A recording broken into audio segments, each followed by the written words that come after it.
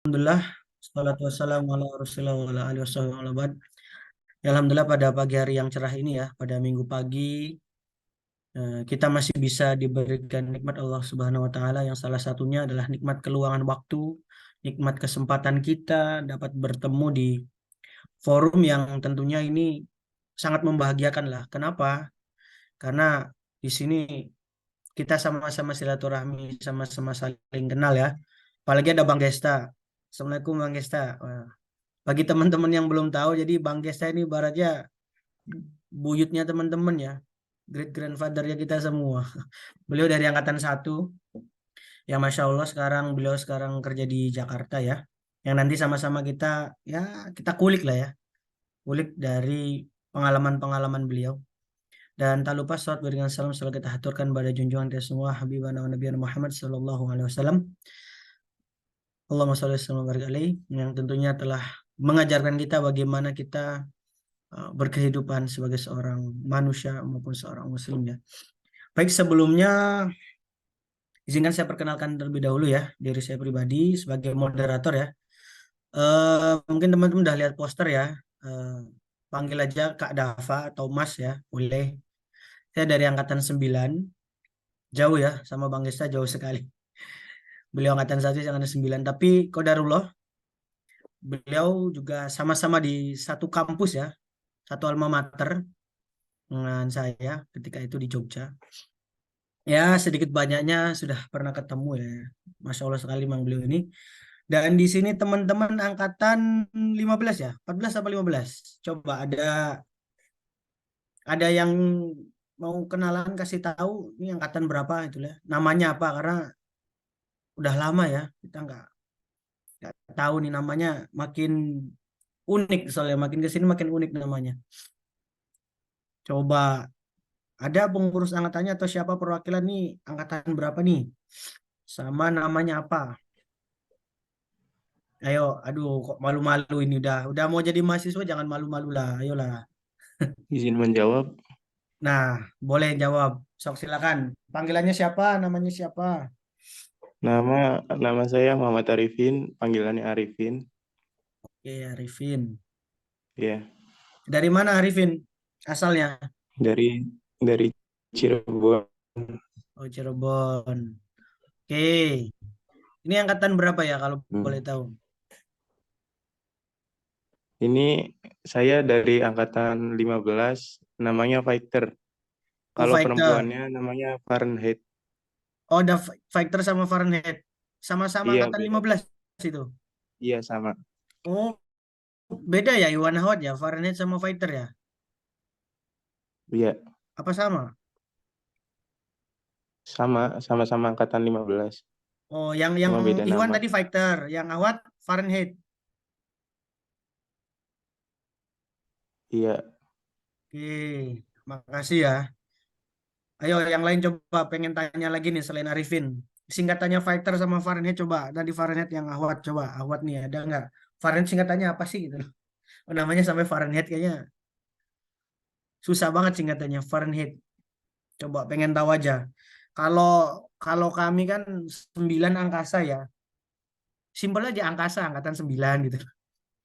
Kalau angkatannya Bang Desta Angsa angkatan 1. Memang sebelumnya namanya Lucifer, ganti sama Angsa. Angsa dan Angkasa. Coba pengen tahu nih, tadi kan Arifin udah Iwan coba. Yang awat Fahrenheit tuh apa sih itu loh? Sebelum nanti kita sesi ini ya, yang utamanya coba pengen tahu dulu lah. Biar Bang Esta pun tahu nih, adik-adik jauhnya nih, dah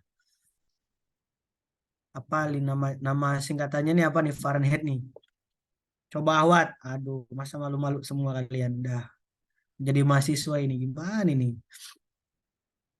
Gak ada nih bener. Waduh. Kalau fighter deh, fighter apa tuh? Fighter kan kalau artinya secaranya petarung ya. Nanti kalian teman-teman petarung nih siap jadi mahasiswa. Jangan malu-malu lah sekarang. Fighter apa ini? Oh, oh ini Fahrenheit. 15 Adorable Humble Religious Generation Brighten Islam. Artinya apa nih artinya nih? 15 Adorable Humble. Adorable lucu, humble rendah hati, religius, agamis. Generasi ke-15 yang lucu, rendah hati, religius, yang apa ini? Brighten Islam, yang panjang juga ya. Kalau fighter nih, fighter coba fighter. Fighter apa nih, Iwan? Yuk coba jawab yuk, fighter yuk. Ini panjang bener nih. 15 durable humble religious Fahrenheit. Oke. Fighter, coba singkatannya apa pengen tahu. Fighter.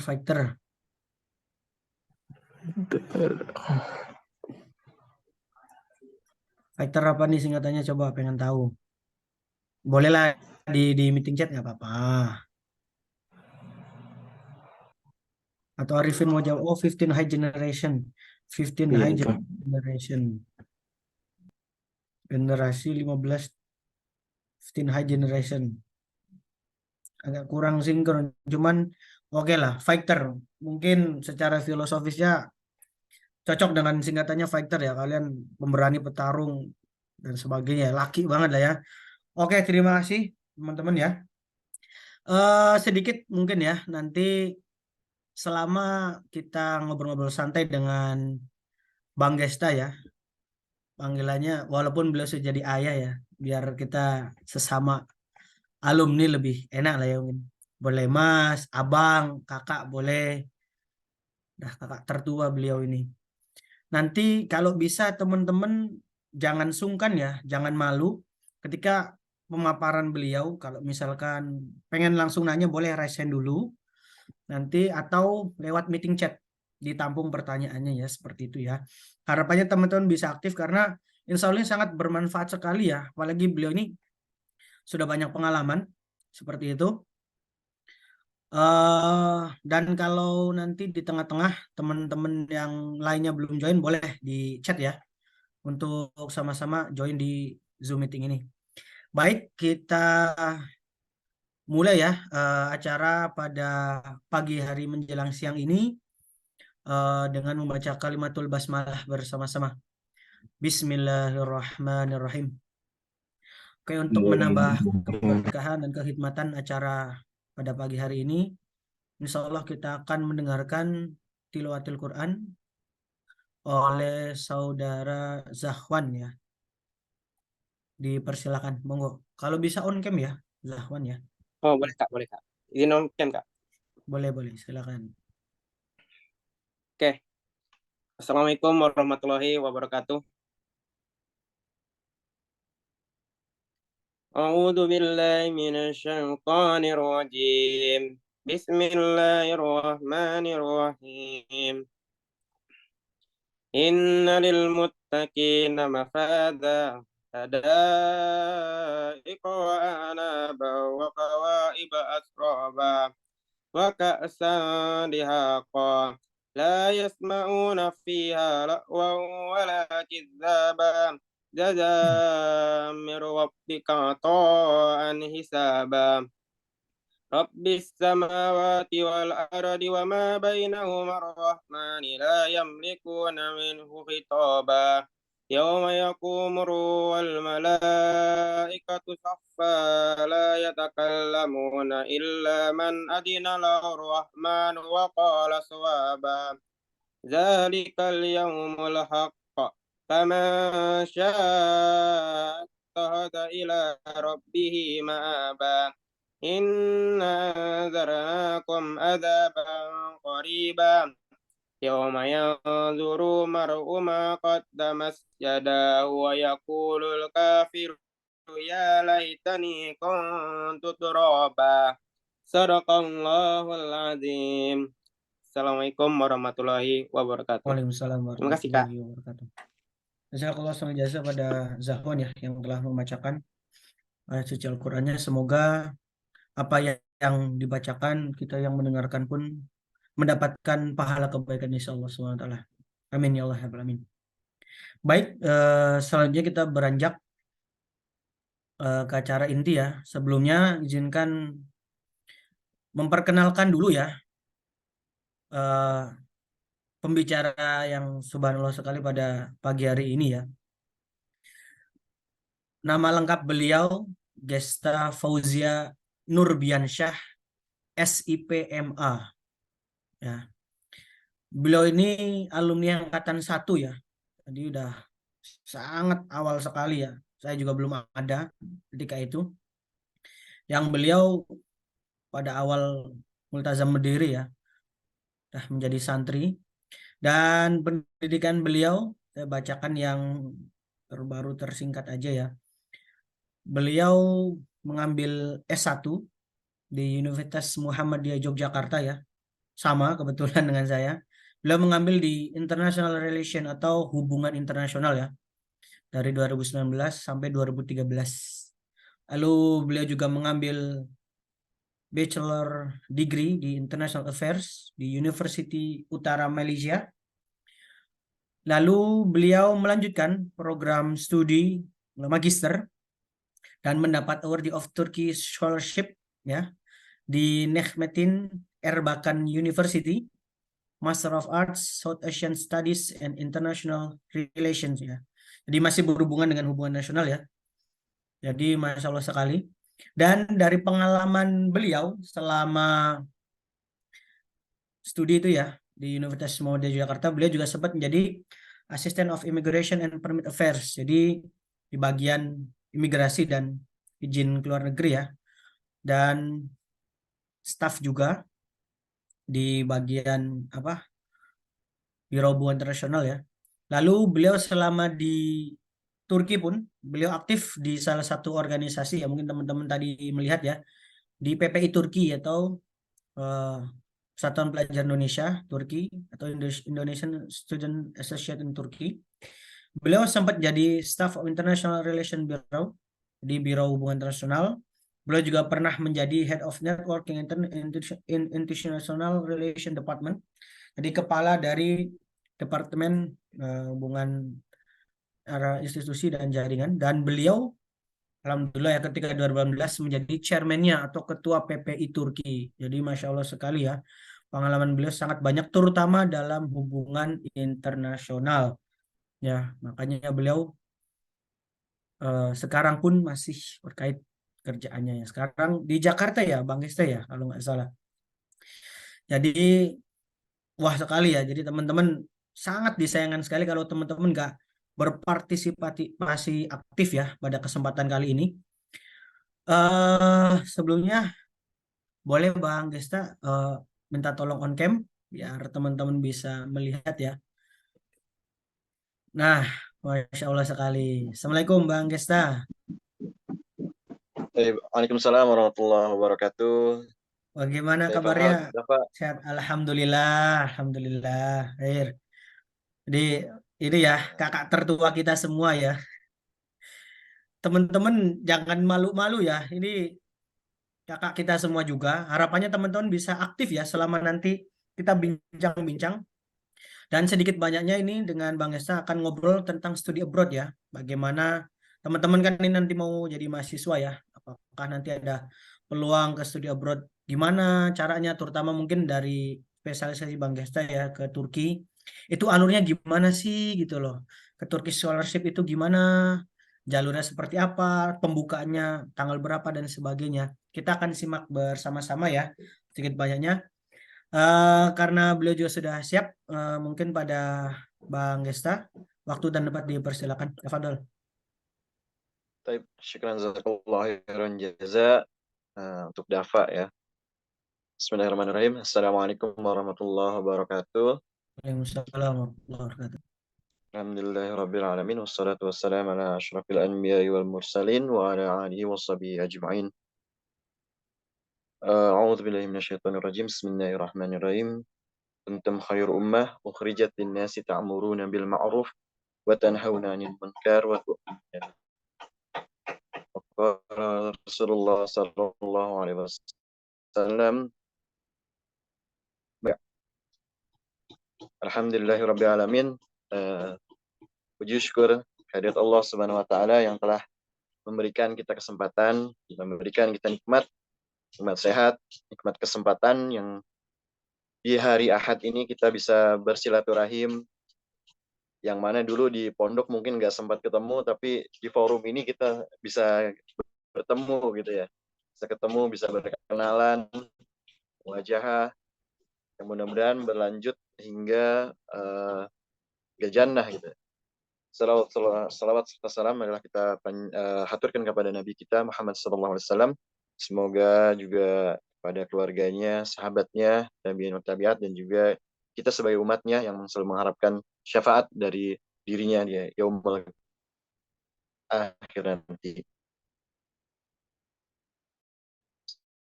Sebelumnya saya mau ucapkan terima kasih banyak saya yang sharing pada hari ini.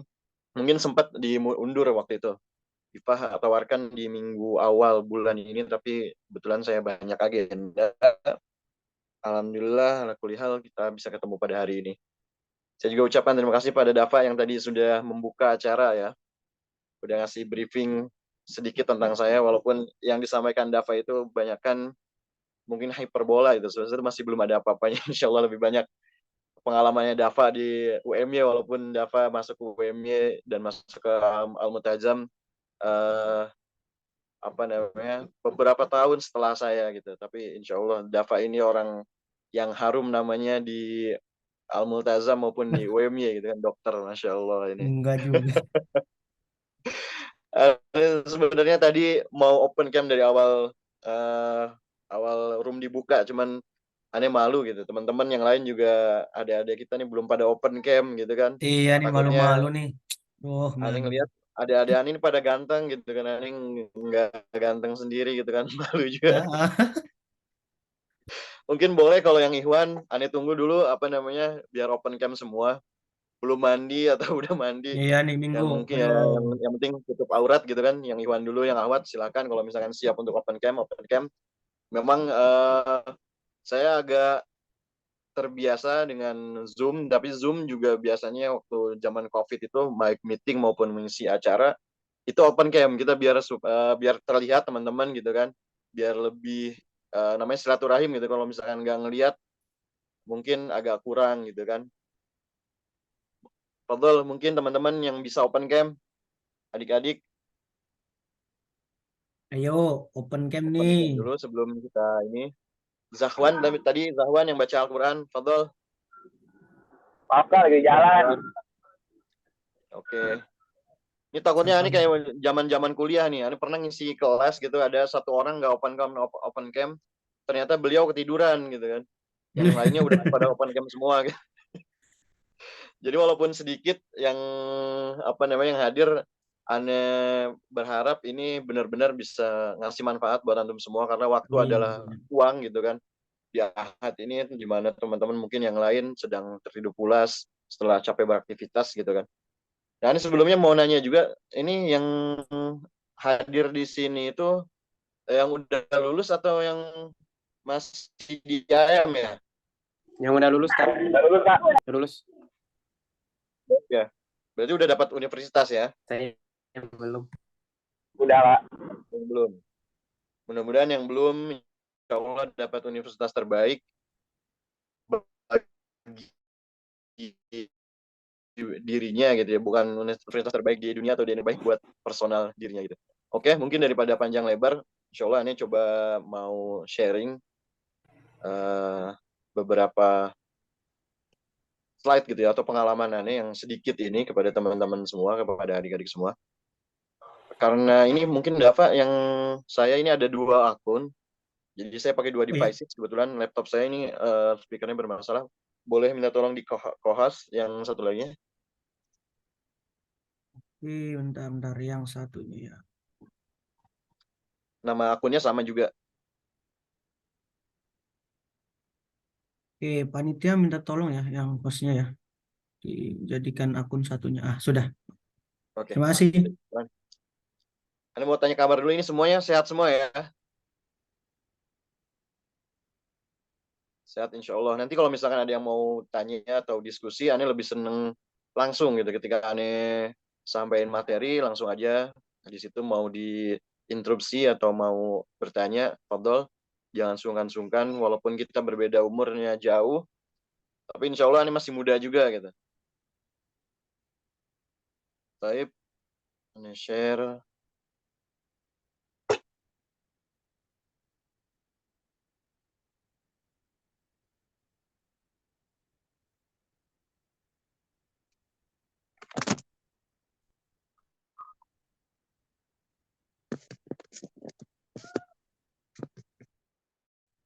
Afwan ya, ini lagi di rumah orang tua, jadi peralatan seadanya. Sudah terlihat ya? Sudah, ha. Izin menjawab sudah. Oke. Baik, ini jadi Ifah waktu beberapa bulan lalu ya minta saya untuk menyampaikan atau sharing terkait studi abroad atau kuliah di luar negeri, gitu kan. Tadi sudah disampaikan bahwa saya adalah alumni dari Turkish Scholarship atau beasiswa pemerintah Turki untuk master program di South Asian Studies dan International Relations Najmuddin Erbakan University dan alumni SMA IT Al-Multazam angkatan 1 gitu. Merabalar, Nasal Senes, sobat-sobat para calon pemimpin sudah siap mendunia, siap mengeksplor belahan dunia lain gitu. Ini dulu ada program santri mendunia, kebetulan teman-teman Ani juga ini yang buat. Jadi ternyata santri itu banyak juga yang udah kuliah di luar negeri, nggak hanya di Mesir, nggak hanya di Saudi, tapi di Eropa juga udah mulai banyak. Makanya kita buat program santri mendunia gitu. Di samping memang kampus Ani dulu di UM-nya itu muda mendunia gitu. Jadi intinya mendunia gitu. Ini ada pertanyaan mungkin sebelum berangkat ke luar negeri atau memutuskan kuliah ke luar negeri, ada pertanyaan mengapa harus kuliah di luar negeri gitu kan? Karena di dalam negeri pun banyak gitu kan kampus-kampus yang bagus, kampus-kampus yang sudah world class kayak gitu kan. Nah, ini jujur ini personal privacy aneh untuk motivasinya. Yang pertama adalah hadis Nabi SAW dari Anas bin Malik, Rasulullah SAW bersabda, ini barang siapa yang keluar menuntut ilmu maka ia di dalam jalan Allah hingga ia kembali gitu kan. Man kharaja fi talabil ilmi fa huwa fi sabilillah hatta yarji. Mungkin teman-teman ini pernah hafalkan di AM gitu kan. Jadi kita keluar menuntut ilmu semakin jauh insya Allah gitu kan dengan niat yang tulus, yang ikhlas untuk talabul ilm. Insya Allah kita ada di jalan Allah. Nah, jadi jihad ini tidak hanya jihad perang gitu ya, yang dipahami oleh saudara kita mungkin. Nah, ada juga jihad bin nafs gitu kan, teman-teman lebih pintar lah, lebih fresh ya, jihad talabul ilmi gitu kan. Yang insya Allah ketika kita ada di sana namanya fisabilillah, insya Allah jadi syuhada gitu kan. Kemudian ada hadis lain yaitu tuntutlah ilmu walaupun hingga ke negeri Cina. Utlubul ilma walau kana bisin gitu kan. Ya, tempat lain Imam Ahmad pernah ditanya oleh muridnya, perlukah seorang mengembara untuk menuntut ilmu? Imam Ahmad menjawab, tentu saja sangat perlu gitu kan. Jadi ini banyak sekali keutamaan kuliah gitu atau menuntut ilmu. Memang ini tidak disebutkan ke luar negeri, yang ke luar negeri mungkin ke negeri Cina ini ya, tapi Anya sendiri belum pernah menuntut ilmu di negeri Cina, tapi setidaknya di luar negeri gitu kan. Ini banyak keutamaannya yang antara lain ada beberapa hal gitu ya. Yang pertama memperluas wawasan, jaringan dan pengetahuan, karena di sana insya Allah kita akan bertemu dengan orang banyak, bertemu dengan teman-teman dari negara lain gitu kan. Nah ini yang membuat kita wawasan kita lebih terbuka, jaringan gitu kan. Jaringan ini sangat penting gitu kan. Dengan jaringan ini bahasa Indonesianya, mungkin bahasa Arabnya mungkin silaturahim gitu kan. Dengan silaturahim kita memperpanjang rezeki, memperpanjang umur dan lain-lain. Kemudian yang kedua adalah lebih terbuka dan bijaksana dengan perbedaan.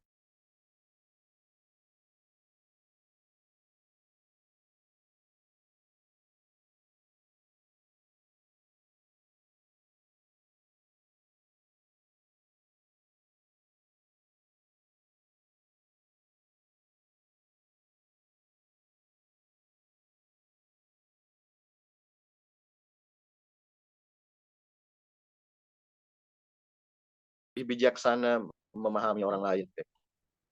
Kemudian menguji kepercayaan diri di sini dan kemandirian, tentunya percaya diri bahwa kita ini dengan kuliah di luar negeri sudah punya nilai tersendiri gitu. Nggak banyak orang yang bisa kuliah di luar negeri gitu kan. Jadi kita sudah punya keberanian dan juga kemandirian karena di sana jauh dari orang tua dan sanak saudara. Kemudian yang nomor 4, memperkenalkan Indonesia lebih luas. Tentunya karena kita di luar negeri, orang Indonesia, kita akan lebih bangga dengan dengan Indonesia. Kita bisa mengenalkan culture kita, negara kita yang ternyata ketika Ane ke luar negeri itu masih banyak teman-teman yang belum tahu Indonesia gitu kan. Jangankan Indonesia itu apa gitu kan. Indonesia di mana aja mereka masih kadang-kadang ada yang bilang di Afrika, ada yang bilang di Amerika, masih banyak yang belum tahu kayak gitu. Kemudian nomor 5 mendapatkan ilmu dari lebih banyak perspektif dari sisi referensi dan bahasa. Nah, karena di kampus-kampus Indonesia memang biasanya punya tradisi ilmu sendiri, referensi-referensi tersendiri, dan kampus lain pun di luar negeri banyak sekali referensi yang berbeda. Yang ini membuat kita berbeda gitu. Yang keenam mengenal budaya dan belahan bumi lain, yang tadi budaya di Turki, budaya di luar negeri, di mana namanya di Asia, di Eropa, di Amerika itu berbeda-beda ya. Kemudian yang tujuh adalah pengalaman. Jadi ini pengalaman yang paling penting gitu ya.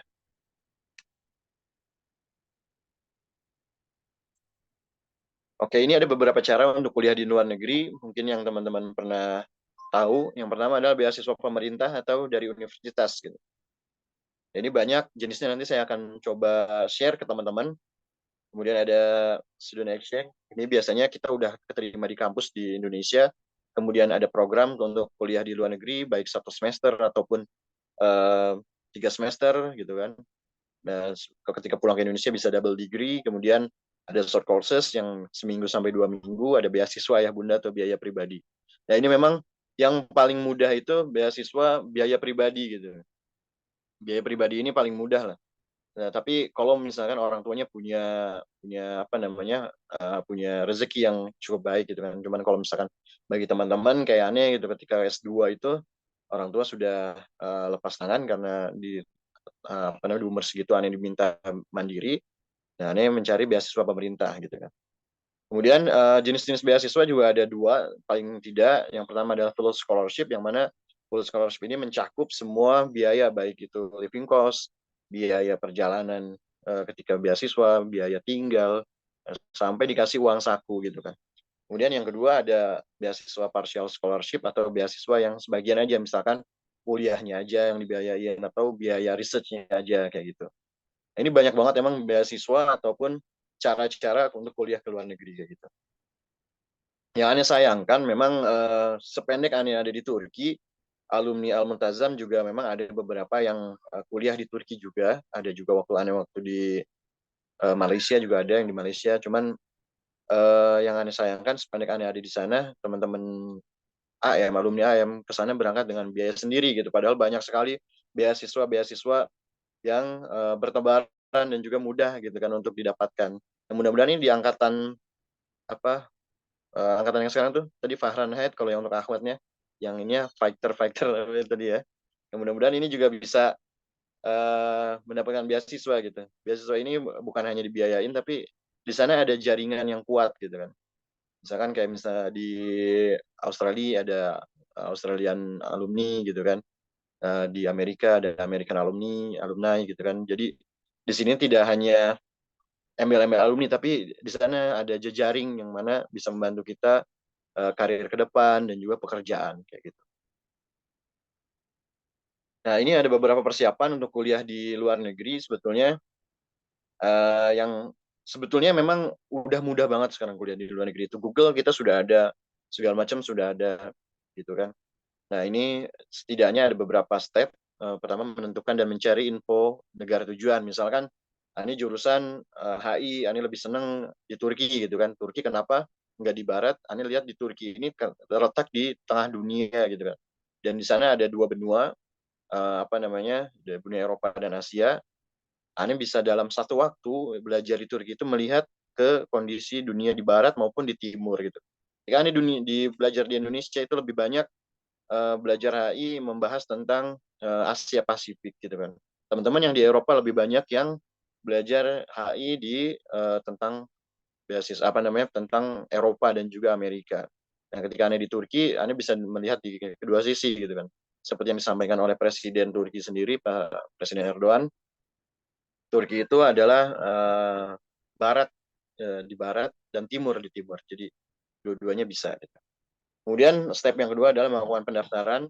Kalau nggak daftar-daftar dan nggak di apa namanya nggak disubmit ya nggak bakalan bisa berangkat kuliah di luar negeri gitu ya. Kemudian yang ketiga adalah banyak persiapan dokumen, persiapan mental, persiapan doa dari keluarga gitu kan. Kemudian pengurusan dokumen tadi banyak sekali memang dokumennya, ada beberapa beasiswa yang butuh TOEFL, ada yang enggak, ijazah tentu pasti gitu kan. Kemudian persiapan barang bawaan, pengkondisian keluarga, ya tentunya doa dari keluarga gitu, dan juga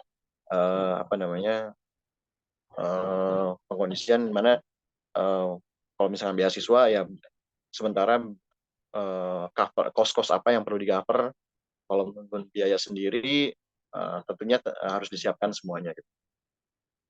Kemudian dalam menentukan negara tujuan kita harus setidaknya ada 3 yang perlu dipertimbangkan. Yang pertama sisi idealisme keilmuan. Mana negara sana tadi yang tadi udah Ane sampaikan, kalau Ane di Turki itu keilmuan Ane lihat ketika Ane di Turki bisa ngelihat di kedua sisi, ke timur maupun ke barat gitu kan. Kalau yang ambil jurusan agama mungkin bisa lebih di Azhar gitu kan, di Mesir, karena di sana memang kuat gitu kan idealisme keilmuannya untuk agama. Kemudian yang kedua ada sisi pertimbangan pengembangan diri. Nah, ketika antum pilih negara tujuan itu, apakah di sana bisa mengembangkan diri gitu kan. Ini dulu pernah sempat pengen kuliah ke Jepang dan minta saran dari orang tua. Nah, ketika orang tua bilang di Jepang itu agak susah masjid katanya, ya, orang ibu sama ayah lebih prefer untuk ke Turki karena di Turki di sana banyak masjid-masjid kayak gitu. Nah, ini pengembangan diri yang mana tidak hanya pengembangan secara akademi tapi juga spiritual gitu kan. Alhamdulillah ketika Ane di Turki masjid masih banyak gitu kan. Yang mana waktu di Mahat di Al Mutazam pindah ke UMY, di UMY juga religius, kemudian pindah ke Turki meskipun di Turki tidak begitu religius karena negara sekuler, tapi alhamdulillah komunitas-komunitas keagamaan dan juga masjid masih banyak ditemukan di Turki gitu. Kemudian yang terakhir adalah sisi realitas peluang. Nah, peluang ini yang perlu dipertimbangkan. Katakan kita pengen kuliah di Harvard gitu, tapi ketika kita SMA ijazah kita nilai-nilai kita kurang, TOEFL kita nggak siap atau IELTS kita nggak siap, apakah bisa diterima di Harvard gitu kan? Itu kan masih pertanyaan atau chance-nya sangat kecil walaupun mungkin bisa ada jalan lain. Nah, ini yang perlu dipertimbangkan peluang-peluang ini. Jadi kita ukur diri kita kemana kita bisa berangkat ke sana gitu. Oke, ini ada beberapa beasiswa yang memang bukan beasiswa yang yang well known gitu kan. Kalau yang well known kan ada LPDP, ada Aminef atau USAID, ada Australian Award Scholarship, ada Orange Tulip ke Belanda. Nah, ini ada beberapa beasiswa yang relatif lebih mudah gitu untuk didapatkan. Yang pertama ini ada Mature Student Scholarship, ini ke beasiswa S1 ke Goldsmiths University of London. Nah, ini ada bisa dibaca keringanan yang diberikan, kemudian benefit beasiswa, kemudian ada Romanian Government Scholarship, ini juga S1, S2, S3. Nah, ini tanpa wawancara, tanpa batas usia, tanpa LOE, nggak wajib IELTS dan TOEFL. Oh, ini enak banget gitu kan. Kalau misalkan LPDP itu wah banyak banget. TOEFL minimal 500 kalau dalam negeri, kalau luar negeri 550. Nah, kemudian juga ada di Hungaria Stipendicum Hungaricum Scholarship Program. Ini ada, kemudian ada Lansec Undergrad Scholarship di UK juga, dan masih banyak lagi sebenarnya beasiswa-beasiswa yang cukup mudah didapatkan gitu kan. Ini untuk anak-anak S1, yang S2 juga banyak gitu. Nah, yang pada hari ini insya Allah ini lebih fokus ke beasiswa di Turki. Turki ini masih termasuk beasiswa-beasiswa kuliah di luar negeri yang mudah didapatkan gitu. Tidak seribet sama beasiswa-beasiswa yang lain. Nah, ini kebetulan ini juga alumni dari Turki Buslari atau Turkish Scholarship, study abroad in the country of the continent. Sebelumnya mungkin ada pertanyaan dari teman-teman sebelum masuk ke studi di Turki, yang tadi kan sebelumnya untuk studi abroad, mungkin ada pengen kuliah di mana gitu kan. Mungkin aneh teman-teman juga dulu waktu masih di Turki, waktu aneh jadi ketua PPI Turki di sana, kita sering ada meeting bulanan dengan teman-teman di seluruh dunia, karena di seluruh dunia ini ada sekitar 50 lebih PPI, baik di Amerika, di Eropa, di Australia, di Asia, di Timur Tengah, semua ada. Kita selalu memberikan update perkembangan. Kalau misalnya teman-teman ada yang mau ditanyakan, monggo mungkin sebelum masuk ke yang khusus Turki. Boleh Dapa mungkin dilempar dulu ke teman-teman. Ayo nih, Ditanyain sama Bang Desta mau kuliah keluar negerinya kemana, yo. Jujur Ani juga dulu mau ke Turki Bang Desta, cuman dilarang. Waduh, kenapa itu, Dava? Pas itu Ani kelas berapa? Berarti 2015 pas itu lagi booming bom di Turki. Seingat Ani tuh lagi booming Oh, pemboman. 2000 Jadi 2016 orang itu. tuh khawatir tuh pas itu. Ya Hmm. pupus sudah. Ayo teman-teman. Nah, teman-teman apa adik-adik nih? Teman-teman aja lah biar sama seumuran. Ayo nih. Ini Adrian, Tadi Bang Esta Alia, nanya. Amel, Anik, Arini, Dara, Davin, Fauzan, Faisal, Ruby, Zikrun, Arifin, Miftah Alhaq, Mutia, Nabila Dinata, Nadira, Naje, Naufal, Nisa, Opi, Repina, Ripa, Sabrina, siapa lagi nih? Safika, Sofiahi, Syifa Royani, Waludin, Yasmin, Zahra, Zahwan, Zara. Oh, ini banyak, lumayan juga nih. Yo Ada yang mau disebutin di satu-satu. Ayo. Sebelum masuk ke ini OSIS Turki nih. kayaknya perlu ada motivasi gitu. Kalau misalkan ada yang aktif lah, nanti Ani kasih sesuatu lah dari Turki gitu. Kebetulan Ani masih sering bolak-balik Turki juga. Kak mau nanya Kak, Fadal, Faisal. berarti sebelumnya ini kan Ya. sebelum khusus Turki kan masih Ya. boleh selain Turki lah.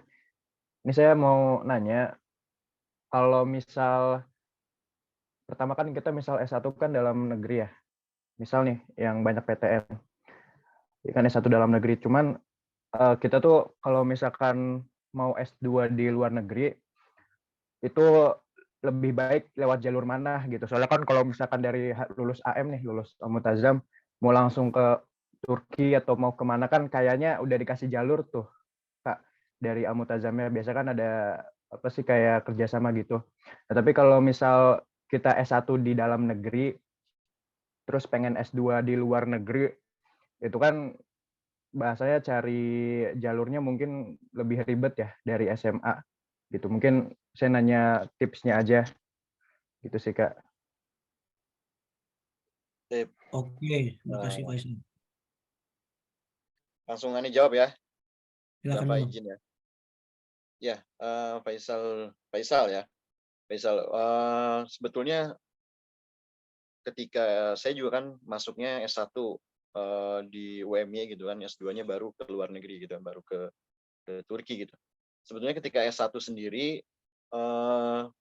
terbuka lebar opportunity atau kesempatan untuk kuliah ke luar negeri gitu. Terutama kalau misalkan di universitas-universitas yang memang sudah sudah mendunia gitu ya, universitas yang udah internasional kampus gitu. Itu sangat terbuka gitu kan. Kalaupun misalkan di kampus tersendiri masih belum internasionalisasinya masih belum terbuka, beasiswa untuk pribadi itu masih banyak gitu. Tadi yang beberapa beasiswa yang saya sampaikan di slide yang sebelumnya itu bisa diakses oleh siapapun gitu kan. Dan juga nggak perlu harus dari kampus mana gitu. Banyak di Turki sendiri yang dapat beasiswa dari pemerintah Turki itu dari kampus-kampus yang memang saya belum tahu, malah teman-teman yang dari UGM, dari UI itu malah nggak terima gitu kan. Tergantung sama personalnya sendiri. Dan semuanya saya lihat beasiswa ini udah mudah banget diakses gitu. Kita cari aja misalnya beasiswa di pemerintah di negara mana itu ada pasti. Kayak gitu. Jadi walaupun di AM sudah ada jalurnya, saya rasa ketika nanti Faisal ini juga setelah lulus S1 itu banyak juga jalurnya gitu kan. Nanti bisa tanya ke teman-teman kakak kelas, makanya ini perlunya juga memperkuat jaringan alumni kayak gitu kan. Nanti info-info ini bisa kita share ke teman-teman atau ke adik-adik gitu. Ya memang yang harus dipersiapkan kalau misalkan secara general gitu ya, Mbak, untuk beasiswa itu pertama adalah akademik dan non akademik. Yang akademiknya apa? Misalkan transkrip nilai yang bagus gitu kan, katakan. Kemudian kalau misalkan mau kuliah di luar negerinya di Eropa, di Amerika itu TOEFL dan IELTS. Kalau misalkan di di negara-negara Timur Tengah itu juga harus disiapkan TOEFL-nya gitu kan, bahasa Arab. Nah, kemudian yang non akademiknya itu aktif di organisasi-organisasi maupun di aktivitas-aktivitas luar kayak gitu. Saya yakin hampir semua beasiswa mencari bakat-bakat yang ada di negeri itu, di suatu negara gitu kan. Karena kita sebagai orang HI gitu tidak ada makan siang gratis gitu. Jadi suatu pemerintah atau suatu lembaga memberikan beasiswa itu bukan ngasih makan gratis. Pasti mereka akan mencari nilai dari seseorang itu yang nanti orang ini akan memberikan feedback kepada mereka gitu. Itu mungkin Faisal ya. Ya, makasih Kak. Tapi boleh nanya satu lagi gak Kak? Kayaknya Ya, ini boleh. baru kepikiran. Soalnya udah mau lama pengen nanya gitu. Jadi Kakak kan sarjana S1 ya di Turki. Terus ada tipe orang yang mungkin kayak mungkin saya setipe sama Kak Dava juga. Jadi S1 tuh nggak boleh di luar negeri lah, di Indonesia gitu. Cuman itu alasannya mungkin menurut saya logis Kak dari orang tua. Karena buat karir ke depannya kita kan butuh yang namanya relasi ya Kak. Itu kan sangat berpengaruh. Nah, jadi kalau misalkan pengalaman Kakak nih sama dari pandangan Kakak, kalau misalkan ada statement kalau misalkan kita kuliah di luar negeri nanti relasinya itu nggak bakal sebanyak kita kuliah di Indonesia kalau buat S1-nya. Nanti kan karir ke depannya gitu. Gimana tuh Kak? Kalau itu statement-nya kan dari bahasanya ya, dari orang yang lebih tua dari saya, dari Kakak juga kayak lebih tua Kak. Gitu. Jadi mungkin ya saya minta pandangan dari Kakak aja yang udah sarjana di sana gitu. Gimana ke Indonesianya balik lagi bisa kerja gitu. Iya. Makasih Kak. Tadi mungkin Faisal, saya juga kebetulan S1 saya di Indonesia ya, di sama Dava di UMY. S2-nya baru saya ke Turki. Memang ada beberapa poin yang tadi bisa dibilang benar gitu. Ketika kita S1 ke luar negeri, pulang ke Indonesia nyari kerja, dibilang katanya agak susah gitu. Cuman kembali lagi rezeki ini kan setiap orang udah punya gitu kan. Relasi juga ketika di luar negeri nggak menutup kemungkinan gitu kan. Saya juga sebetulnya S2 ini mungkin lebih susah lagi dapat dapat kerja ketika pulang ke Indonesia. Cuman ketika di Turki saya ketemu dengan teman-teman Indonesia, ketemu dengan pembisnis Indonesia, ketemu dengan pejabat-pejabat di Indonesia yang alhamdulillah ketika pulang ke Indonesia, malah sebelum pulang ke Indonesia saya udah dapat kerja di Indonesia gitu kan. Kayak gitu. Memang sih secara normatif gitu kan, secara kebiasaan orang itu kuliah di Indonesia itu lebih dapat kerja lagi di Indonesianya gitu kan. Karena mungkin katakan anak-anak UGM gitu kan, alumni itu kan sudah tersebar di perusahaan-perusahaan atau di institusi pemerintah di Indonesia. Itu akan lebih mudah mungkin untuk terserap di tempat-tempat yang alumni sudah ada di sana. Itu nggak salah betul. Cuman kuliah di Turki S1 pun di luar negeri pun S1 itu nggak menutup kemungkinan bahwa pulang ke Indonesia nggak dapat kerjaan gitu. Banyak teman-teman yang udah pulang ke Indonesia dapat kerjaan dengan mudah karena dia punya value. Karena kan banyak juga sekarang kan global era ya, perusahaan-perusahaan banyak yang MNC, multinational corporation, mereka gampang masuk ke Unilever, mereka gampang masuk ke perusahaan-perusahaan luar negeri gitu. Jadi nggak mesti gitu, rezeki itu tergantung kitanya gitu, tergantung kita, takdir kita, relasi kita gitu kan. Di luar negeri pun bisa aja gitu kan kenal sama orang Indonesia, karena di sana banyak orang Indonesia. Tapi nggak apa-apa kalau misalkan pengen di Indonesia, memang ada sih plus minus gitu ya, kuliah di luar negeri atau di Indonesia itu, yang memang kembali lagi gitu kan, personal diri gitu, ketika nanti menghadapi dunia kerjanya kayak gitu. Ya, makasih banyak Kak. Oke, mungkin Dava kita lanjut ya. Ya, silakan Kak. Mungkin saya mau tahu ini, what do you know about Turkey gitu. Ada satu orang mungkin yang bisa kasih tahu saya apa yang mereka tahu tentang Turki gitu. Satu orang aja. Insya Allah nanti Ani kirimin sesuatu dari Turki. Entah itu pasirnya. Iya. Aduh, selain Faisal, tadi Faisal udah Masya Allah. Faisal ini ketua angkatan jangan-jangan ya? Bukan Kak, bukan. Bukan ya? Ayo nih, ditanya. What do you know about Turkey? Gitu ya. Kalau sebut nama Turki apa? Jangan bilang ayam kalkun ya. Ayo. Aduh, malu-malu nih Bang. Boleh, siapa nih? Hari ini, silakan. Tahu ini doang. Apa yang kamu ketahui tentang Turki? Ini apa namanya? Yang Masjid Hagia Sophia itu. Oke, Masjid Hagia Sophia ya. Hagia Sama Sophia. ceritanya ini Kemal Atatürk itu yang Kemal Atatürk. Oke, Bapak pembangunan Turki ya. ya Ya, benar. Hagia Sophia memang dulunya gereja, sekarang masjid sekarang.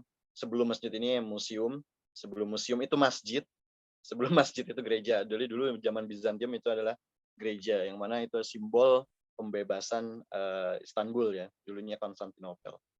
Syukran jazakallah. Tadi siapa namanya? hari ini. Hari ini ya. Nanti tolong Hari dicatat ini. ya Dava ya. Faisal sama hari ini ya. Atau nanti saya kasih tiket ke Turki mungkin. Siap. Udah, aman. Baik. Amin. Nah, ini Turki. Ini gambar Turki. Perkataan dari Napoleon Bonaparte, if the whole world was a country, Istanbul will be its capital. Kalau misalkan dunia ini adalah sebuah negara, bahwa Istanbul lah yang akan menjadi ibu kotanya. Itu Napoleon Bonaparte yang bilang kayak gitu. Jadi emang kalau misalkan lihat di peta secara terbuka lebar itu, mungkin kita lihat Turki itu ada di tengah gitu, dan Istanbul ini ada di tengah banget gitu kan, karena di antara dua benua, yang sebelah sini yang ada masjid ini adalah sisi Eropa, yang sebelah sana adalah sisi Asia. Makan siang di Eropa, makan malam di Asia gitu kan, cepat banget. Dan ini beberapa spot atau tempat di Turki. Ini ada Masjid Biru, Sultan Ahmet Mosque, kemudian ini ada Istana Topkapi, Istana Utsmani zaman dulu. Kemudian ini ada jembatan dari Asia ke Eropa.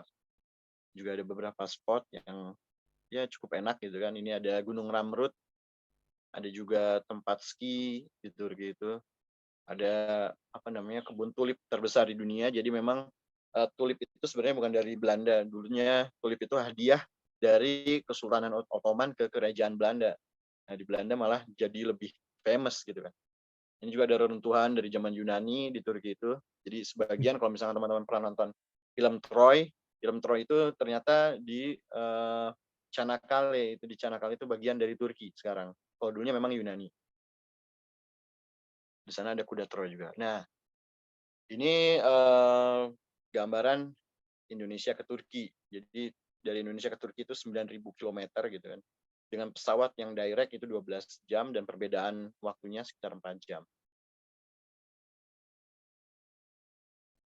Nah, ini populasinya 83 juta. Mungkin memang tidak ada seberapanya kita. Tercatat dari tahun 2018 waktu itu, ada sekitar 80 juta Indonesia yang datang ke Turki, sedangkan hanya 2 juta Turki ke Indonesia gitu. 80 juta Indonesia ke Turki itu setiap tahun, itu setara dengan populasi negara Turki gitu. Jadi orang Indonesia itu senang banget ke Turki. Entah itu jalan-jalan, entah itu transit untuk umroh kayak gitu kan. Nah, currency-nya atau mata uangnya namanya Turkish lira. 1 liranya ini waktu tahun lalu 1.000 rupiah ya. Kalau sekarang udah sekitar 600 karena ada inflasi. Nah, tapi Turki itu bagusnya di sana mereka pakai barang-barang lokal gitu. Nggak terlalu tergantung dengan negara luar. Nah, capital city-nya atau ibu kotanya adalah Ankara. Mungkin banyak orang yang masih berpikir ibu kota Turki masih Istanbul gitu kan. Tidak gitu. Istanbul itu dulu waktu zaman Ottoman memang ibu kotanya, cuman ketika jadi Republik Turki tahun 1923 itu sudah pindah ke Ankara. Nah, ini uang-uang Turki, gambar Atatürk tadi yang sudah disampaikan. Siapa tadi namanya? Arini ya. Nah, Atatürk nih ditempel di gambar uang-uangnya.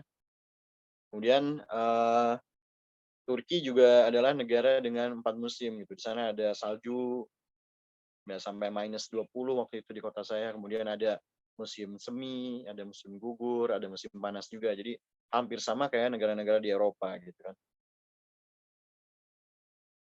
Dan di Turki sendiri di sana bolaholik gitu kan.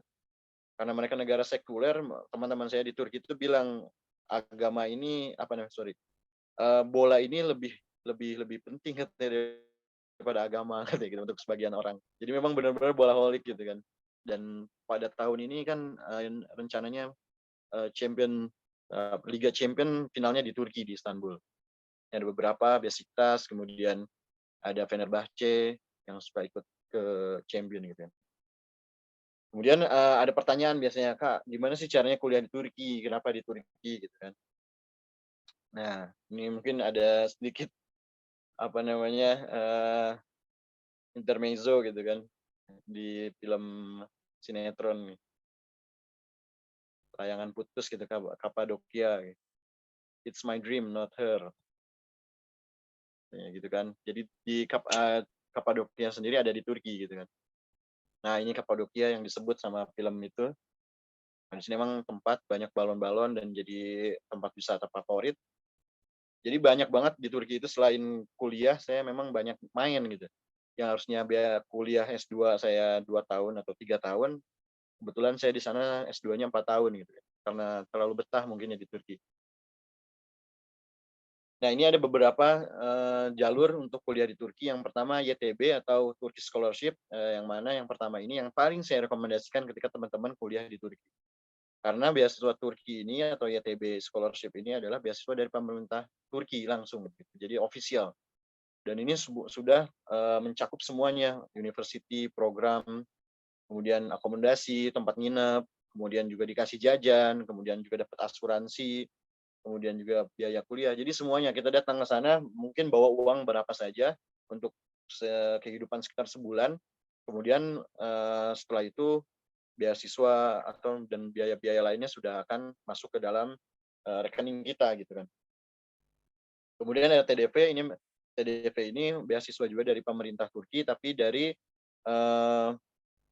institusi keagamaannya kayak gitu. Nah, ini biasanya memang untuk jurusan-jurusan keagamaan. Kemudian yang ketiga, beasiswa kampus. Kampus-kampus di Turki banyak yang sering ngasih beasiswa juga, walaupun memang tidak full, tapi partial. Kemudian ada beasiswa mandiri dari ayah dan bunda. Ada juga yang kelima lewat agen dan konsultan. Nah, ini yang paling saya tidak rekomendasikan.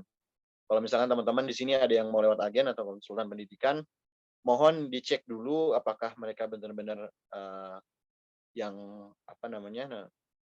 agen yang betul-betul terpercaya atau tidak gitu.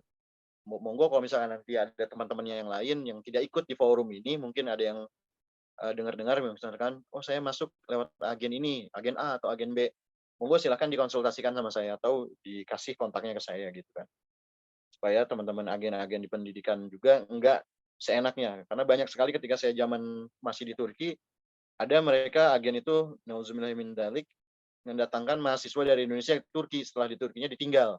Mereka mengurus segala macamnya dengan kondisi tidak bisa bahasa Turki, mereka ngurus perumahan atau tempat tinggal, ngurus visanya mereka sendiri gitu. Ini sangat kasihan gitu kan.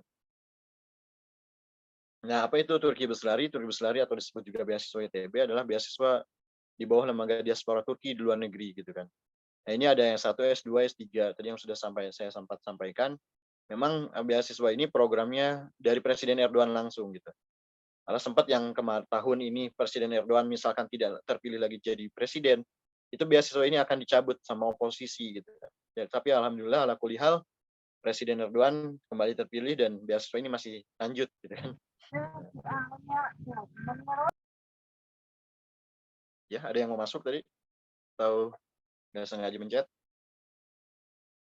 Nah, ini ada beberapa kriteria untuk aplikan S1 minimal 70%, untuk doktor dan master 75%. Maksudnya ini adalah yang akan jadi bahan penilaian adalah akademiknya 70%, sisanya non akademik kayak tadi yang saya sudah sampaikan. Ada aktif di mana, aktif di organisasi apa, itu akan jadi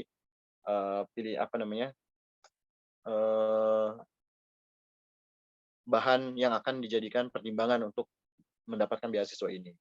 Nah, ini juga ada minimum kriterianya. Untuk S1 itu ada 21 tahun, kemudian S2 30 tahun, di bawah 50 tahun, S3 35 tahun gitu. Nah, ini juga menerima dari seluruh negara, teman-teman saya juga ada yang dari Eropa, dari Afrika, dari China, dari Amerika, semua negara ada dapat beasiswa ini. Kemudian yang akan lulus pada tahun yang sama saat mendaftar gitu. Jadi minimal beliau sudah udah SMA kelas 3, nah itu bisa daftar gitu kan. Kalau yang masih SMA kelas 2 itu masih belum bisa daftar untuk beasiswa itu. Kemudian untuk beasiswa, cara mendaftarnya, websitenya hanya satu yang di sini saja. Kemudian buat akun, selain akun ini berarti bukan akun resmi dari Turkish Scholarship atau beasiswa Turki.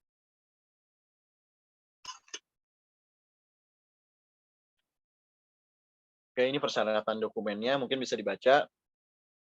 KTP, kemudian pas foto, nilai ujian nasional, transkrip akademik, hasil international exam. Ini opsional. Kalau teman-teman punya TOEFL, silahkan dimasukkan. Kalau misalkan nggak punya, ya nggak apa-apa. Ada banyak juga teman-teman yang keterima beasiswa Turki tapi nggak menyertakan TOEFL gitu kan. Nah, semuanya diupload di via online itu di websitenya yang tadi saya sampaikan. Jadi nggak ada yang ngirim-ngirim berkas di print kemudian dikirim ke kedutaan atau dikirim ke pihak lain untuk beasiswa Turki, nggak ada gitu. Jadi sesimpel itu untuk mengurus beasiswa Turki. Waktu itu juga saya masih kondisi dalam keadaan kerja, sedang sibuk-sibuknya, itu masih sempat daftar karena sangat mudah kayak daftar untuk Facebook mungkin ya, hanya ada beberapa upload aja, dan alhamdulillah gitu kan lolos gitu kan beasiswa Turki ini. Meskipun memang ada beberapa step gitu kan. Nah ini yang akan di cover. Ini sebetulnya tahun lalu ya. Tahun sekarang mungkin akan lebih tinggi, mudah-mudahan. Nah ini uang sakunya untuk S2 1.400 tele, uang saku S3 1.800 tele, yang kemudian ada biaya pendidikan universitas, tiket berangkat dan saat lulus, tiket pesawatnya dibelikan juga sama pemerintah Turki, asuransi kesehatan, asrama atau biaya sewa apartemen itu dikasih. Kemudian ada biaya Turkish language class atau TOMER ini. Jadi tahun pertama teman-teman yang belum bisa bahasa Turki itu memang dikasih kursus bahasa Turki selama 8 bulan sampai 1 tahun. Kayak gitu. Walaupun nanti beasiswanya akan ketika kuliah dengan bahasa Inggris. Karena bahasa Turki ini wajib gitu kan. Orang Turki ini banyak yang nggak bisa bahasa Inggris juga soalnya. Kayak gitu. Nah, sependek pengalaman saya ketika saya di Turki, dengan uang saku segini itu masih bisa nabung, bisa beli pulsa, bisa jajan, bisa ke luar negeri. Bahkan waktu itu saya sempat pakai tabungan dari scholarship cover ini, atau uang jajan, uang sakunya ini, saya bisa ke Eropa, main ke Madrid, dan juga ke Georgia waktu itu. Nah ini proses seleksinya ada beberapa, akademik, aktivitas non-akademik, dan pencapaian sosial. Yang pertama, seleksi berkas. Yang kedua, penjaringan berkas. Ketika berkasnya sudah diperingkatkan gitu kan, kemudian nanti dipanggil untuk wawancara, kemudian ketika wawancara lolos, ada persiapan keberangkatan. Waktu tahun saya di 2016 itu yang ikut seleksi berkas itu ada 100.000 orang. Kemudian masuk ke penjaringan itu ada sekitar 400 orang, dan yang berangkat itu sekitar 50 orang. Kayak gitu. Jadi setiap tahun hampir sama, 50 atau 40, kadang-kadang 60, tapi nggak jauh-jauh dari 50 seperti itu yang berangkat beasiswa ke Turki. Nah ini ada beberapa tahap ketika wawancara, perkenalan, pengecekan dokumen, motivasi pelamar beasiswa, kenapa kamu mau kuliah di Turki, apa yang akan kamu lakukan setelah pulang dari Turki gitu kan. Nah, itulah beberapa pertanyaan yang akan diajukan di proses wawancara. Ini ada beberapa kampus, ini ada kampus Istanbul University, salah satu kampus tertua di Indonesia. Kemudian ada Hacettepe University yang bagus-bagus juga. Nah ini untuk rankingnya universitas-universitas di sana. Hacettepe University, Istanbul Teknik. Jadi di Turki sendiri ya, dan beasiswa Turki Scholarship ini bisa memberikan kita beasiswa untuk jurusan hampir semua jurusan gitu, baik keperawatan, kedokteran, kemudian sosial, hukum, HI, politik, maupun sains, kimia, seperti itu. Jadi semua jurusan yang ada di Turki itu bisa dikasih beasiswa dari beasiswa Turki. Ini ada beberapa kiprah alumni. Yang pertama ada Prof. Komarudin Hidayat. Beliau ada rektor UIN, kemudian juga sekarang sudah jadi rektor kampus UIII, Universitas International Islamic of Indonesia gitu kalau nggak salah ya. Kemudian Najmi Humaira, ini penggantinya yang digadang-gadang penggantinya Pak Habibie. Beliau ini ahli astronautika dan penerbangan. Ini orang ini dicari di Eropa, mungkin memang belum terlalu terkenal gitu di Indonesia, tapi orang ini memang yang digadang-gadang oleh para pejabat negeri ini akan menggantikan Pak Habibie gitu. Sekarang beliau kerja juga di Turki. Kemudian ada Mas Imam Syafi'i, alumni Ankara University, lulusan terbaik, dan berpidato di depan Presiden Erdogan gitu. Dan banyak lagi alumninya gitu kan. Nah, ini beberapa potret asrama di Turki, mungkin agak mirip ya kalau yang atas ini dengan di AM gitu kan. Jadi nggak bakalan kaget gitu ketika pindah ke sana. Bahkan beberapa asrama itu menawarkan fasilitas lebih mewah gitu. Dan ini gratis gitu. Waktu tahun saya pertama saya dapat asrama yang sebelah sini. Ini asramanya model apartemen. Kemudian di tahun kedua saya dapat asrama yang ini, yang di bawah. Kemudian tahun ketiga saya dapat yang ini, tahun keempat yang ini, karena saya nggak selesai kali. Dikasih tempat yang kurang nyaman itu biar cepat pulang ke Indonesia dan lulus gitu. Nah, ini transportasi di Turki. Di sana ada tramway, ada bis juga kayak busway gitu. Ada kapal feri, ada kereta cepat, ada dolmus juga atau angkot di sini. Kurang lebih gitu. Nah, ini makanan di Turki mungkin waktu awal-awal di Turki agak kurang cocok gitu ya. Kalau makanan di asrama, karena di asrama itu makanan-makanan harian orang Turki kayak misalkan roti, kemudian keju gitu. Nah, ini biasanya makan jam 7, jam 10 udah lapar lagi. Tapi yang di luar kayak misalkan kebab kayak gitu kan. Itu enak-enak sih memang. Kebabnya nggak kayak di Indonesia gitu. Daging beneran kalau di sana. Nah, ini beasiswa lain yang bisa diraih di Turki. Tadi yang sudah saya sampaikan, ada beasiswa kuliah dari kampusnya sendiri, ada beasiswa dari institusi lain kayak. Mungkin bisa dilihat sendiri. Nanti saya mungkin share untuk materi saya ini ke IPA, mungkin bisa supaya bisa jadi pegangan teman-teman. Nah, ini informasi lainnya. Jadi ketika datang ke Turki saya sempat berpikir gitu, dan teman-teman juga yang lain biasanya berpikir ketika saya di Turki itu gimana Kak, apakah saya punya teman di Indonesia di Turki gitu kan, apakah ada yang bisa masak-masak Indonesia di Turki gitu. Itu pertanyaan memang yang awal gitu kan. Ternyata di Turki sendiri ini tahun lalu, tahun 2020 malah ada 2.500 pelajar gitu kan. Tahun ini ada 3.000-an. Jadi banyak banget orang Indonesia di Turki itu. Dan banyak banget yang lulusan SMA IT gitu. Jadi kita tuh beda ya, mungkin perasaan kita sesama lulusan SMA IT dengan SMA negeri itu akan beda ketika sesama kita, misalkan katakan anaknya Al-Mutajam ketemu anak Husnul atau ketemu anak Al-Kahfi gitu. Itu ngerasa kayak saudara gitu ketika ketemu di sana tuh. Jadi enak banget di Turki itu, atmosfernya sudah benar-benar enak gitu untuk orang Indonesia gitu kan. Tambah lagi memang dubesnya juga memang sangat peduli dengan mahasiswa. Nah, ini teman-teman di sana berhimpun di satu wadah bernama PPI Turki gitu. Walaupun memang di daerah-daerah mereka, di kota-kota mereka ada PPI lain gitu, PPI wilayah, PPI Istanbul, PPI Ankara, PPI Sakarya seperti itu. Jadi banyak orang Indonesia. Nah, ini ada beberapa agenda juga, teman-teman Muhammadiyah di sana juga beragenda, teman-teman NU juga beragenda, dan ini saling support gitu. Dan juga sarasaan PPI Turki dengan Pak Dubes. Nah, teman-teman yang suka organisasi mungkin bisa join juga organisasi di PPI Turki. Ada coaching klinik gitu kan untuk meningkatkan kapabilitas. Ada juga international conference. Nah, mentari dari Turki ini seperti KKN gitu kan, kita membangun desa di Indonesia, teman-teman dari Turki. Ya, ada hari budaya juga, kemudian sholat Id di Wisma KBRI. Ini yang memang sangat dinanti-nantikan sama teman-teman. Diskusi dengan Gubernur DKI dan juga Wali Kota Surabaya. Jadi ada satu hal yang memang cukup menarik gitu ya, ketika saya di luar negeri waktu di Turki itu, kita ketemu sama pejabat itu mudah gitu. Ketika mereka datang ke sana itu sangat mudah untuk ngobrol dengan pejabat itu. Lain ketika saya pulang ke Indonesia ini agak susah. Nyari waktunya susah gitu kan. Mau nembus ke beliaunya aja susah. Tapi ketika ke Turki, alhamdulillah kayak misalkan Pak Anies ini saya punya kontaknya langsung.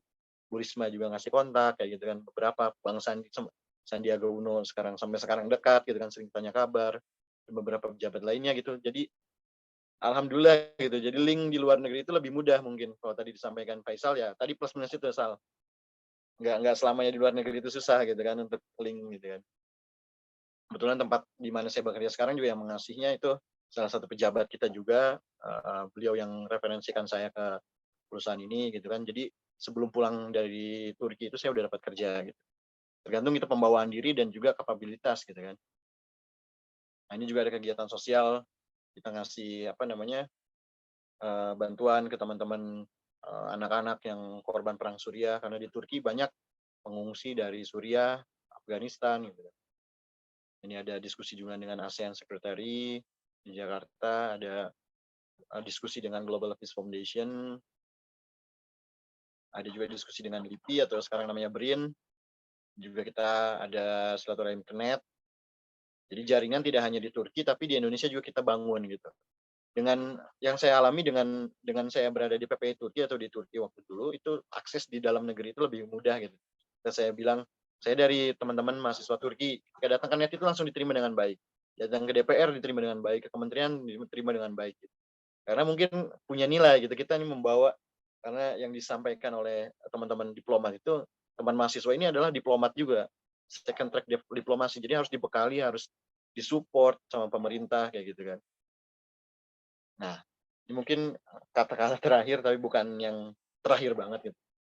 Beasiswa itu ibarat jodoh gitu kan, mau dipaksain kayak apapun kalau nggak jodoh gitu kan, susah gitu, nggak dapat gitu. Tapi kalau namanya jodoh, kalaupun nggak dicari dan tidak diusahakan juga nggak datang sendiri gitu. Jadi buat teman-teman yang pengen dapat beasiswa, entah itu nanti S2 atau nanti S1 kepikiran pengen ke luar negeri atau pengen exchange, nah tetap harus kerja keras, siapkan berkas, tingkatkan aktivitas dan kualitas. Doa dan restu orang tua itu yang juga terpenting. Tanpa mereka mungkin kita walaupun lolos tapi nggak berkah gitu kan, karena ada yang bilang ridho Allah, ridho walidayhi, wasah Allah, walidaini gitu kan. Ridho Allah, ridho orang tua gitu. Dan murkanya Allah adalah murkanya orang tua juga gitu. Dan itu syukran jazakallahu khairan jaza dari saya. Mungkin dari teman-teman ada yang mau bertanya, mau sharing, mau minta pendapat, mau segala macam lah mau ditanyakan, tafadhol gitu. Saya kembalikan ke Dafa. Syukran jazakallahu khairan jaza. Jazakallah khairan pada Bang Gesta ya, yang memaparkan sangat detail sekali. Dan ya lagi-lagi ya, karena ketidaktahuan itu adalah sesuatu yang sangat fatal sebetulnya. Padahal tadi dah sangat mendetail sekali, ternyata sebegitu mudahnya ya. Studi abroad itu sangat mudah dari pemaparannya, tadi dari disampaikan harus kemana. Nah, baik, sekarang ke sesi tanya jawab nih, ayo dari teman-teman. Dari yang dipaparkan beliau, kira-kira ada nggak yang masih bingung atau mungkin ada pertanyaan pribadi lah, kayak tadi Faisal ya, di luar konteks yang mungkin masih berhubungan lah tentang bagaimana kita studi ke luar negeri. Seperti itu. Ayo, ini kesempatan yang sangat jarang loh. Beliau nih orang super sibuk soalnya. Ayo.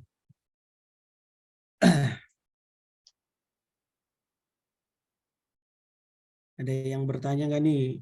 Dari siapa dan berapa orangnya?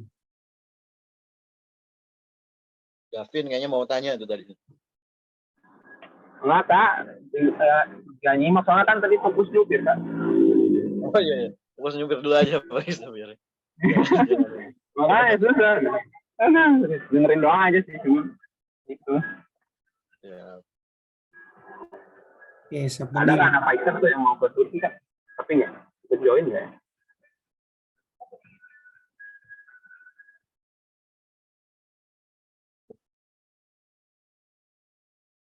Oke, ada lagi nggak? Yo, siapa nih? Alia, Amel, yo yang awal nih tadi. Benar tadi kata Dava gitu kan.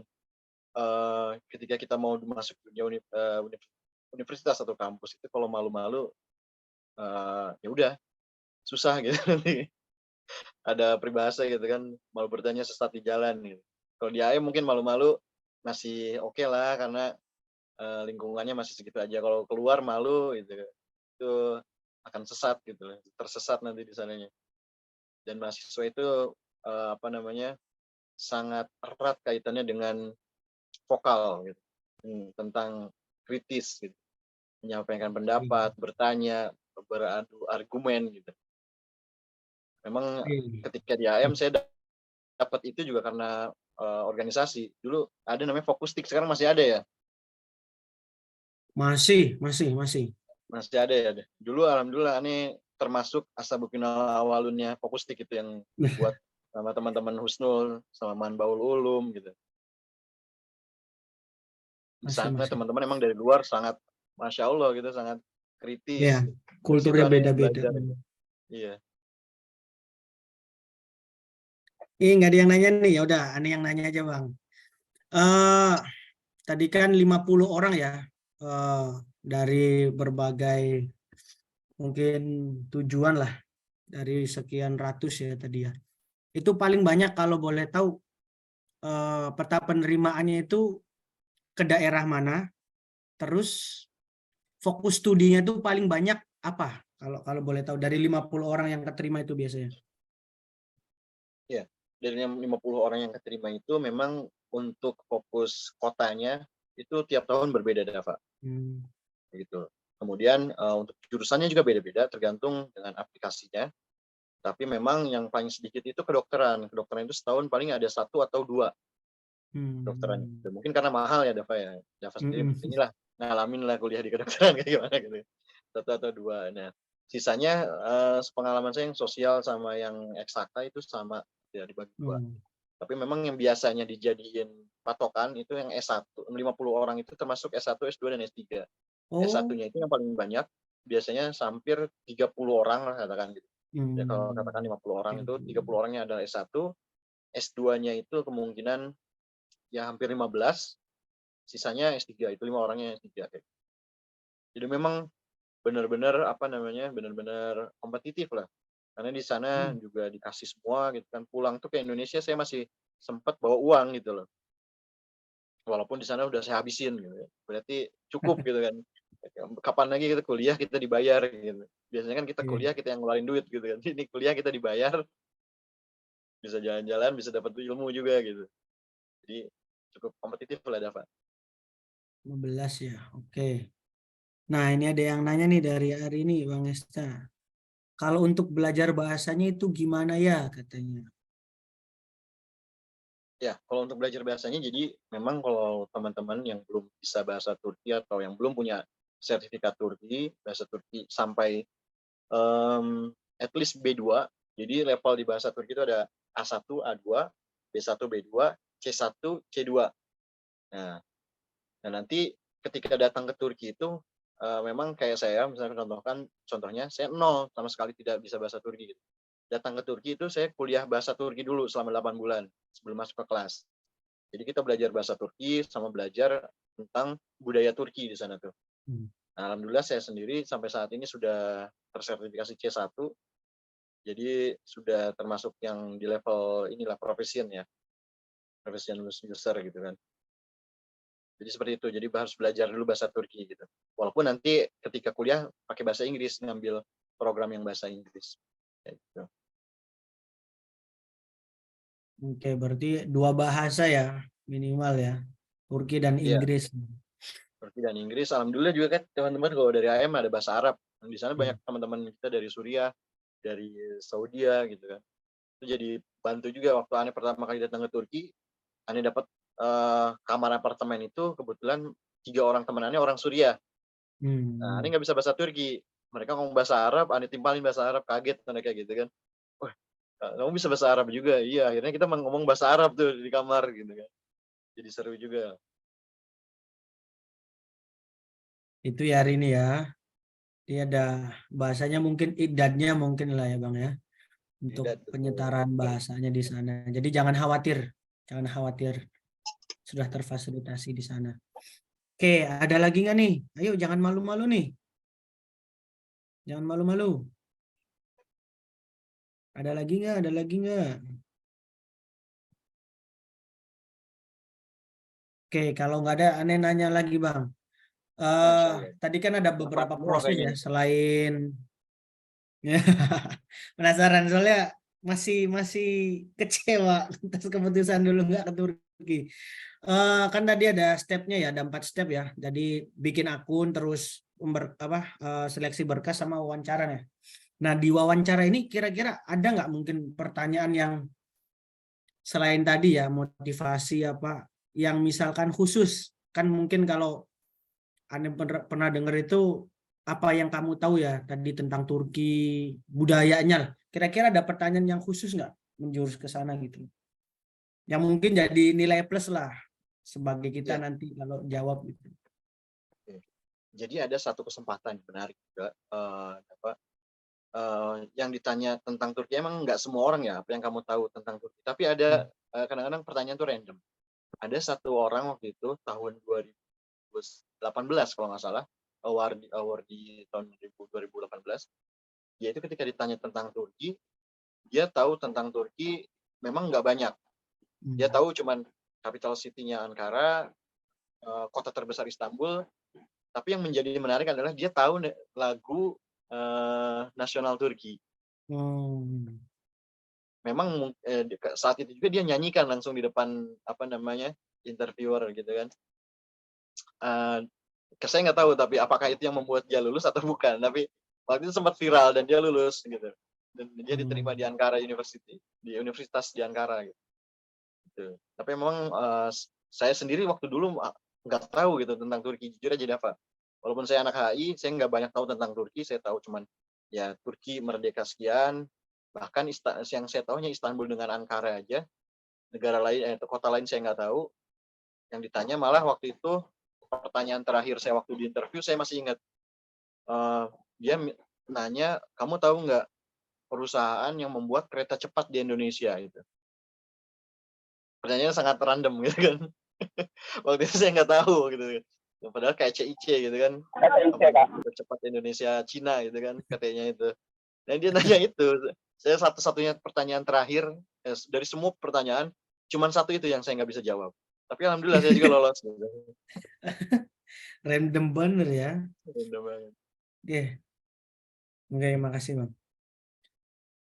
Ya, ada lagi nggak nih teman-teman? Ayolah. Jarang-jarang loh ini kesempatannya loh, jarang-jarang loh. Ini ibaratnya teman-teman udah dapat tiket emas ini, jalur tol ini. Nah mungkin yang perlu saya sampaikan juga teman-teman, saya ini sebagai alumni Turki dan juga dulu alumni PPI Turki ya, saya punya privilege gitu memberikan surat rekomendasi buat teman-teman yang pengen kuliah di Turki, khususan dari jalur beasiswa Turki ya. Saya punya aplikasi sendiri, jadi untuk aplikasi alumni itu nanti saya tinggal ngetik, itu langsung sudah di kop Turkish Buslari atau Turkish Scholarship. Nah, waktu tahun lalu itu yang pakai itu teman-teman PKS muda. Nah, sayang kalau misalkan saya nggak kasih ke teman-teman di AM gitu kan. Tahun lalu saya diundang di PKS muda dan diminta sekitar 5 kalau nggak salah 5 rekomendasi. Atau sekitar hampir 100 orang itu yang ikut. Yang saya kasih hanya 5 orang. Ya nih loh, teman-teman tuh udah dikasih jalannya loh. Jangan disia-siakan yo. Semangat. Ini peluangnya sangat terbuka lebar loh. Ini juga jadi mikir lagi, studi lagi. Sayangnya spesialisnya beda. Cuman nggak tahu nih ngambilnya apa nanti kesehatan di sana ya. Ke Turki. Ngambil ini ya, manajemen kesehatan. Kak, izin tanya Kak. Bang, izin tanya dah, Bang aja dah. Boleh. Siapa nih? Zakhwan. Ya. Silakan. Kalau untuk permasalahan hidup di sana gimana ya? Permasalahan hidup gimana nih? Gak ada masalah. Iya, maksudnya bukan cara bertahan situ, maksudnya itu kebiasaan yang kita perlu dilakukan situ kan berbeda sama di Indonesia gitu. Arah waktunya juga berbeda. Iya. Gimana gitu?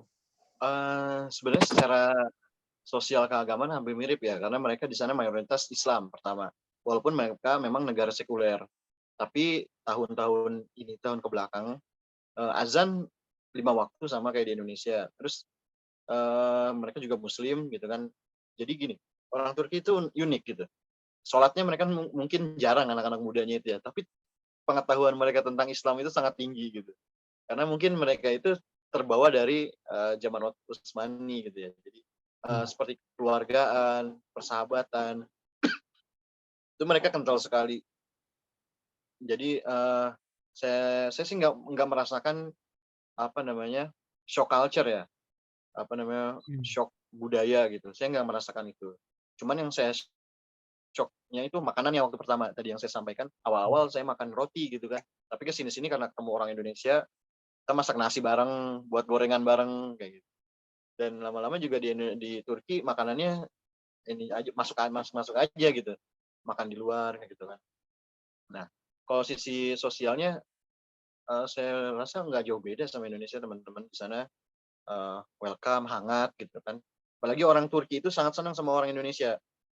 Jadi kenapa saya kalau ketemu sama orang tua Turki, dia nanya pasti ke saya, kamu dari mana? Dari Indonesia ya? Iya Pak, saya bilang kayak gitu. Kamu ini saudara saya, kata dia. Jadi dia pasti nyeritain kalau orang tua yang pernah haji atau umroh. Jadi kalau di Turki itu yang pernah haji dan umroh itu orang-orang tua. Mereka pasti menceritakan romantisme mereka ketemu sama orang Indonesia kan. Orang Indonesia itu baik-baik ya, pada senyum-senyum, kecil-kecil, terus suka membantu katanya. Mereka tuh sangat yang terngiang sama orang-orang di Turki itu seperti itu. Mostly ya teman-teman ya. Memang ada juga yang belum pernah ke ke Mekah, juga nggak tahu tentang Indonesia gitu. Tapi secara umum mereka sangat hangat. Dan ada satu budaya Turki yang paling bagus itu mereka saling mendoakan walaupun mereka tidak kenal gitu. Kayak misalkan hal kecil, kita misalkan lagi makan di tempat makan gitu kan, tempat makan bareng-bareng, terus nanti ada temen atau orang Turki yang kita nggak kenal sama sekali ngelewat di depan kita, mereka suka bilang Afiyet Olsun tuh kayak selamat makan kayak gitu. Terus misalkan kita lagi ngerjain apa, kita lagi baca buku atau kita ngerjain apa, pasti mereka doain misalkan lewat Kolay Gelsin, semoga dimudahkan gitu. Jadi secara umum nggak ada kesulitan, cuman makan aja sebenarnya tadi. Sholat sama cuman waktu awal-awal mungkin ada sedikit jet lag ya, karena waktu di sini di Indonesia sama di Turki beda 4 jam. Nah kadang-kadang kalau misalkan pengen telepon orang tua tuh, orang tua udah kerja gitu kan, atau pas udah selesai kita ngampus orang tua udah tidur. Itu aja sih paling, tapi biasanya saya nelponan hari Sabtu Minggu gitu kan. Satu Ahad saya teleponan. Saya kira itu aja paling, sama yang susah itu ketika musim salju. Musim salju ini kan dingin banget ya. Saya tuh baru tahu gitu waktu pertama kali salju turun, badai gitu. Saya keluar sama teman saya orang Pare. Orang-orang Turki nggak ada yang berani keluar tuh musim salju pertama kali turun badai itu. Saya malah keluar lari-lari karena excited gitu kan. Pertama kali ini saya ngeliat salju gitu kan. Terus kita main-main keliling-keliling di taman gitu kan, ada salju. Pulang-pulang demam. Dinginnya tuh memang minus gitu. Pokoknya selama 2 minggu saya demam tuh, sering demam gitu. Ya, waktu zaman salju itu memang emang pakaian harus tebal pertama, kedua mandinya harus dijarangin dan pakai air hangat. Kalau misalkan seringan mandi juga kulit kita ini, kulit orang Indonesia kering gitu dan sering pecah, dan beberapa kasus ditemukan berdarah gitu karena kering gitu. Sisanya sama sholat di masjid gitu kan. Ya kadang walaupun anak-anak mudanya nggak sholat juga ada. Ya mirip-mirip lah Zawan ya. Tapi kalau masalah ya insya Allah nggak ada masalah gitu. Bertahan hidup bisa tahan hidup, alhamdulillah balik lagi ke sini. belum pernah ditemuin mahasiswa Indonesia meninggal nggak bisa hidup gitu, nggak bisa bertahan hidup di Turki gitu. Kayak gitu ya kira-kira Zawan ya, jadi nggak terlalu beda ya Iya. dari budayanya dan kultur sosialnya ya, ramah lah intinya. Kayak ada lagi nggak nih? Ayo, jangan malu-malu. Kalau kalau masalah kriminalitasnya gimana Kak? Nah, yang menarik ini kriminalitas ya. Iya. Kayak dulu mungkin yang tadi sampai disampaikan sama Dava, 2016 itu banyak bom kan ya Dava ya.